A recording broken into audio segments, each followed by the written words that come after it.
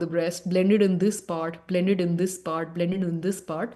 So it gave the resident the control over realistically drawing cancers in different regions and gave them the visual impression of what it would look like. And we were able to show that this gamification helped their training process, etc.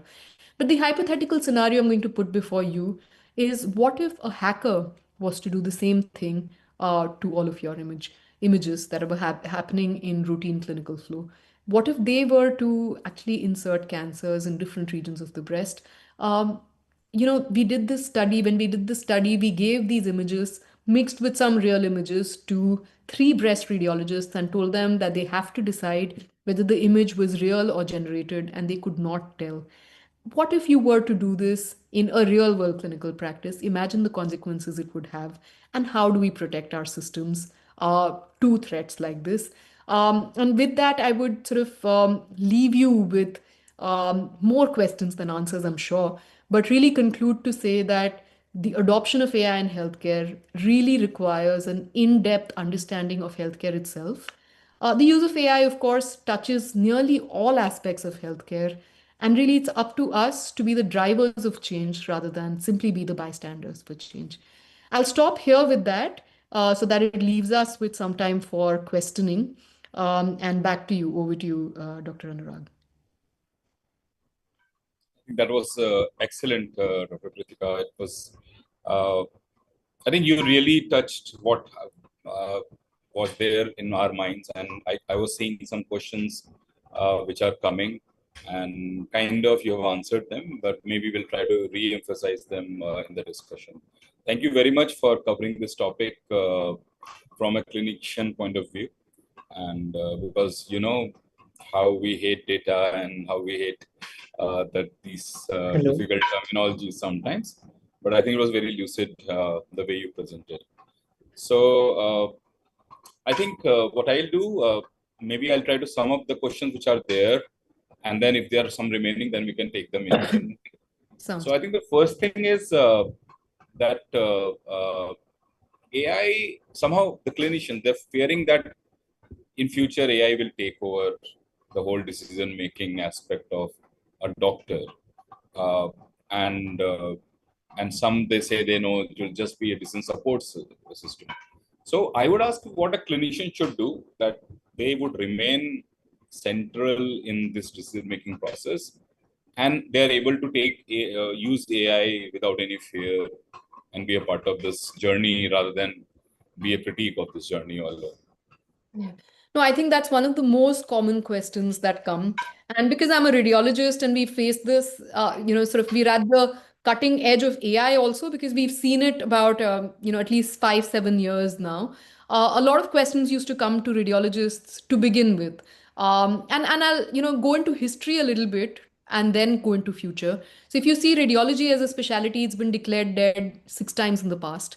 And the latest being when MR came in before AI. And because when MR came in, the belief was that everything is so much better seen on MRI that why do you need a doctor to interpret it any longer? But we all know that history's really stood the test of time. It's really stood the test of time because when MR came in, it introduced so many more sequences. So there's so much more interpretation to do that you really need to know a little bit more about it. It's made it more formidable than less formidable simply because you could see it. And that's the part that I want to take into AI as well. What you do as a clinician may look very different from what you do today. So to that extent, yeah, AI is here to change things. But whenever you add more data, you add more complexity. And whenever you add more complexity, your role actually becomes stronger and not less strong. For instance, a radiologist of tomorrow is not going to sit down and look for nodules on chest x-ray or cancers on mammogram. That is something that will get taken over.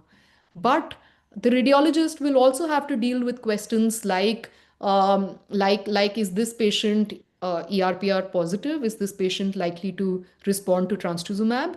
And when you add more data of that kind, the field becomes more complex and you become more important. So the cutting edge is advancing. So the only key that I think we need to stand up to is we need to continuously evolve.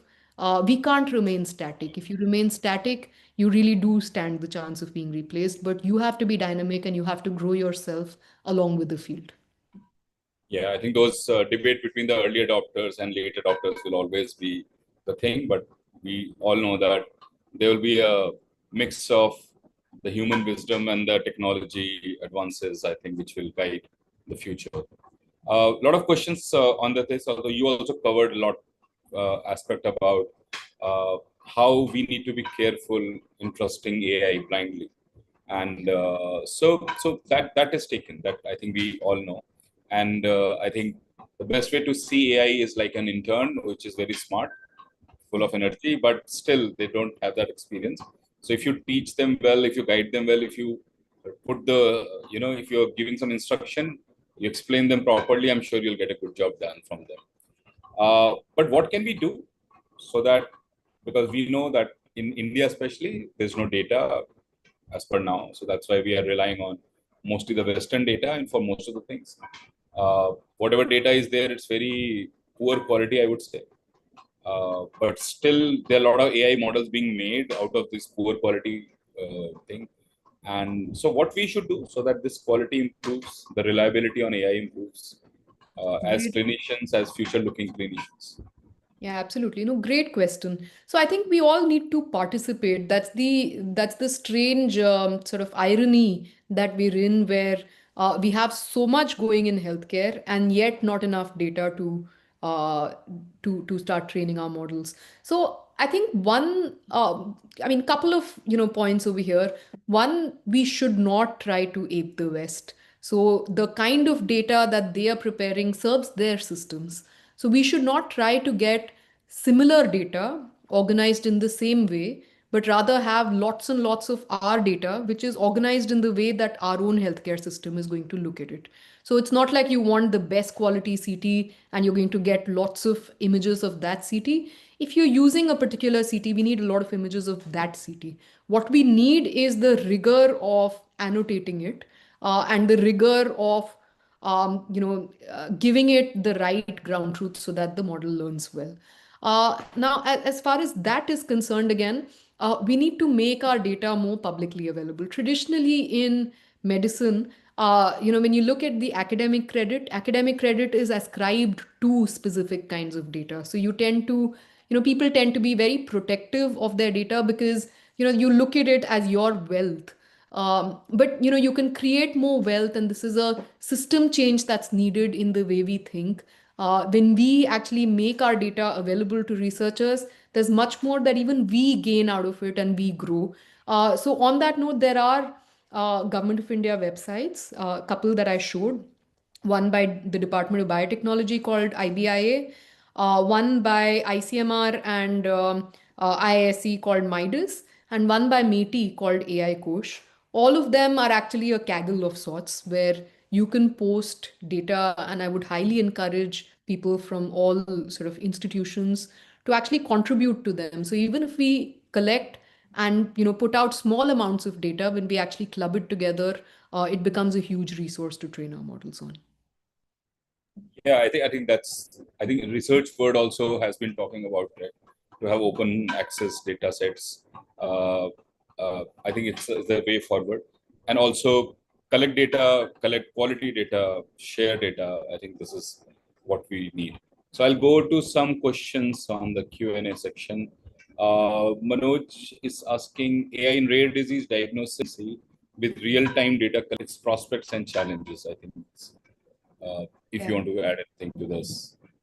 So yeah, rare diseases is certainly a more challenging sort of area, just given that it is a data-driven process and you have very less data. So this is where research consortiums actually come into play, where multiple institutions together form research consortiums, even patient level consortiums of rare disease entities, where you can actually crowdsource data. That's really the only way of getting those data. But I'll also wear my technology hat a little bit and say that a little bit of that can really be solved also by the fact that we're moving towards foundational models, where these models themselves have seen such a great variety that they also, they kind of understand basic patterns. So the data requirement on top of such models to train them further becomes lesser and lesser. So these are sort of two approaches to rare diseases. Fair enough. Uh, Another question is, I think AK has a lot of questions throughout. He wants to know is there some app for clinical decision making which you'll recommend at this point of time for Indian population set, and also he's adding if it is free for clinicians. So the AIMS CDSS, as far as diabetes and hypertension is concerned, is actually available on the NHA. To my knowledge, it sort of is. I don't think there is a monetary fee to it, at least. There is a team which can help you integrate it with your own hospital EMRs, to my knowledge. But I'm not sure about the commercials. On the other front, eSanjeevani from the government of India themselves also provide a certain extent of clinical decision support system, which can be adopted. I don't personally know exactly what disease entities they cover. And a third example that I would give is again, work that we're doing in AIMS on specifically on cough and respiratory illnesses. But this is not available at the moment in public domain. So these are some examples. I think the most mature is the AIMS CDSS for diabetes and hypertension. So whenever you advise these models to be adopted, I think that model needs to be trained or maybe tweaked according to the local context and the data set. So I think Correct. that also is should be kept in mind. And most of the free tools, I think, will not be that customizable. Yeah, so So in that's fact, I would highly recommend us to keep away from some of these free tools as far as decision making is concerned, unless so there is a technique called RAG, which is retrieval augmented generation. So even if you are using some of the LLMs for your work, try and give them you know the sources from which they should pull out information so that it remains restricted to those sources. So that's one way of building your tool if you're trying to do one of those. yeah. So I think you should get into some teams uh, where we can help people generating, maybe creating their own models with your data set. I think that will be a better idea. Okay, this is an interesting question. It's an anonymous question that when you talk about these ideas like CDSS, uh, other clinicians, are they like accepting it readily?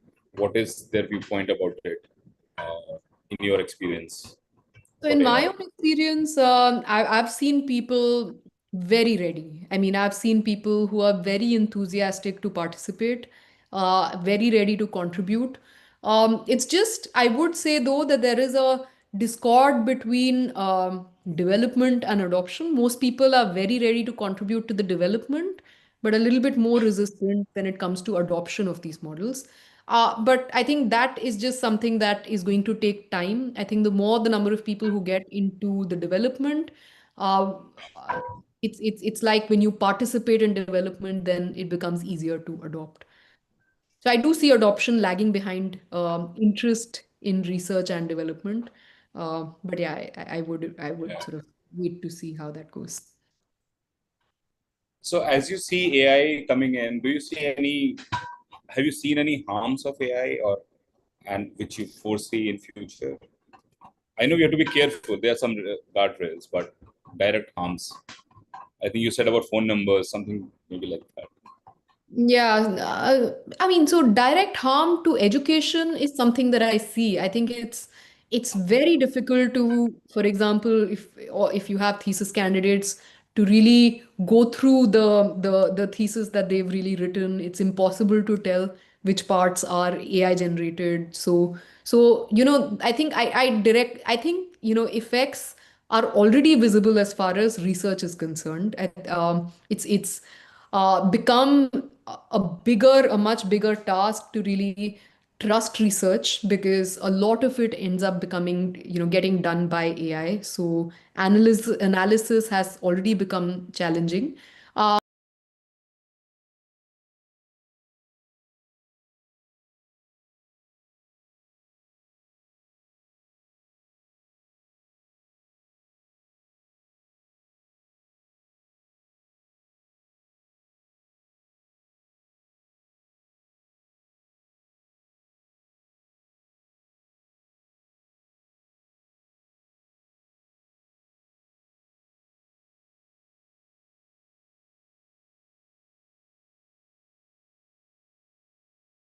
So I can't say I've actually seen any harm in the clinical realm.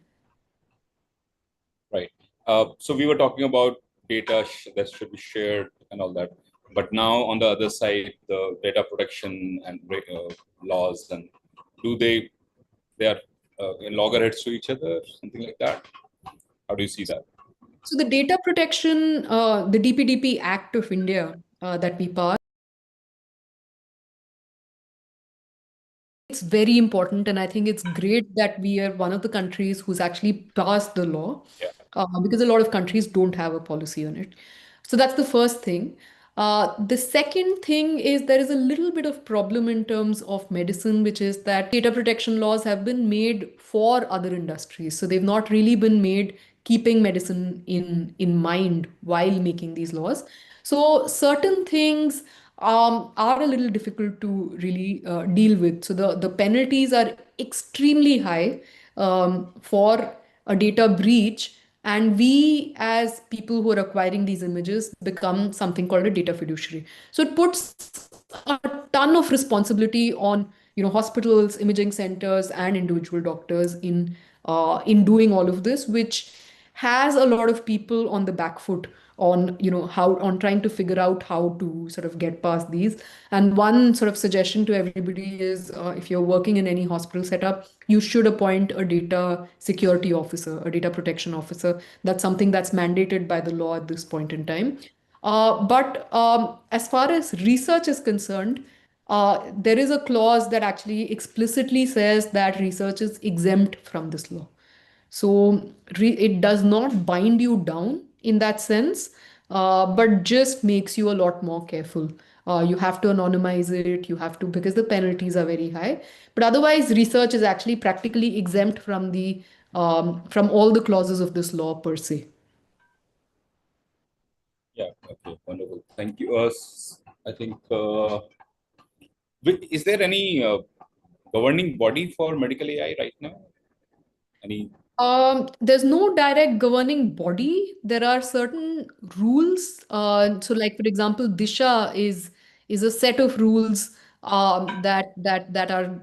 It's not even rules. It's like guidance Guidelines, like more principles. guidelines. Yeah. Yeah, they're more of guidelines. ICMR has an institute called the NIRDHDS, which is for their digital health sort of component of it, which kind of governs certain things. But there's no central governing body of sorts for AI in health. Because I think there are a lot of medical legal concerns about it, and in case there is something comes up, there has to be a body which will take Yeah, responsibilities and answers. yeah, Uh, yeah. okay, and I think we have talked about biases. Now, let's say you gave an example of how you corrected the graph in your thesis, but a lot of laymen are using AI and they're sometimes asking for treatments also. But can we predict that this answer is biased or this AI tool is biased? And is there a way to check? So, as far as laymen are concerned, I think patient-facing AI is a whole lot of a different ballgame because in medical space, AI actually requires certain clearances. So, at least you have to go through the process of DGHS, CDESCO in order to get a clearance for AI to be implemented at in a hospital level. But what you cannot help is that patient who's going to look up a chat GPT just like they used to Google things. And this time it's a lot more dangerous because chat GPT is going to answer them in a language that they understand. So I think it's just recalibration. I think what we faced with Google and Yahoo, back in the day when they had just come in, where people would sort of put in their searches, read, so they were semi-aware but not really entirely understanding the problem, and then coming to the doctor. We will face it again in a slightly more sort of enhanced format because suddenly now it is also sounding very sort of convincing. One of the solutions that we had proposed, and this was in the strategy for AI, that's one thing that the government has come out with. That was with the WHO and the Ministry of Health involvement, and many stakeholder discussions were held. Where one of the things that we had suggested is maybe it makes sense for the government itself to roll out some patient-facing apps where we sort of put in some of this information and make it available. Patient wants to search, they have this slightly more reliable app that they can go to search for rather than going to a chat GPT. But we'll have to see how that space evolves. And the recent AI strategy which you've been part of AI summit. Where do you see what's the government's standpoint is towards AI in healthcare, especially? Government has been very, very supportive, and they've been trying to put areas that would make sense from a public health perspective. So I think overall, both in terms of providing research funding and in terms of trying to encourage the overall ecosystem, I think there is a significant government push as far as AI and health is concerned. So I think we are at end of almost the session. It's 8 o'clock. So thank you very much. I think this has been a very interesting, very useful session for all of us. And thank you for switching on those caution lights to all of us, while still encouraging us to use AI and be more responsible in data generation, data sharing. Thank you very much, Dr. Kritika. And I'm sure we'll team up for more such sessions in future. And yeah, that's I think all from our side. Thank you There's a very much. post-test Thank as you well. for having me. But yeah, thank you for having me. Yeah, Please go ahead. Yeah. there's a post-test on the. I'm putting the link there, and just put that. You will be getting your certificates only if you do the post-test. So it is important.